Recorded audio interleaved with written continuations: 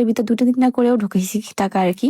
তো এই যে আমি কেকটা উঠিয়ে নিচ্ছিলাম যতটুকু আমার লাগবে। আমার খুবই মায়া লাগে এই টাইমে যে কতগুলা কেক উঠে গেছে, মনে হইতেছে কেকই নাই। তো এই কেকটা আমি আবার আমার ক্লায়েন্টকে দিয়ে দিছিলাম, কারণ মাঝখানে কেকই নাই, সাইডের কেক কতটুকুই খাবে, এত দামি একটা কেক। আমি আবার একটা রোল করে নিয়েছিলাম যাতে সুন্দর মতো আমার ক্লায়েন্টটা পুলিং করতে পারে। কেকটা আবার একটা গিফট কেক ছিল, হ্যাঁ। তো এই যে এই টাইমটা এত এত বেশি কষ্টের, আপনি জানবেনও না যে আপনার কোন দিক দিয়ে কোন প্রবলেমটা চলে আসছে। কারণ এই বক্সটা পুরোপুরি হাইড করতে হবে আমাদের। যে গিফট পাবে সে যেন বুঝতেই না পারে যে আসলে এটা একটা মানি পুলিং কেক। খুবই খুবই চ্যালেঞ্জিং একটা পার্ট। আর আমি এই টাইমের জন্য টাইম চিন্তার মধ্যে থাকি যে আমি কি আসলে হাইড করতে পারবো, আমি কি পারবো। যাই হোক, আমি হাইড করতে পেরেছি। আবার উপরে একটা পেপার থাকে, এইটা তো হাইড করা খুবই খুবই কষ্টের। তো এই যে আমি হাইড করে নিয়েছি ফাইনালি।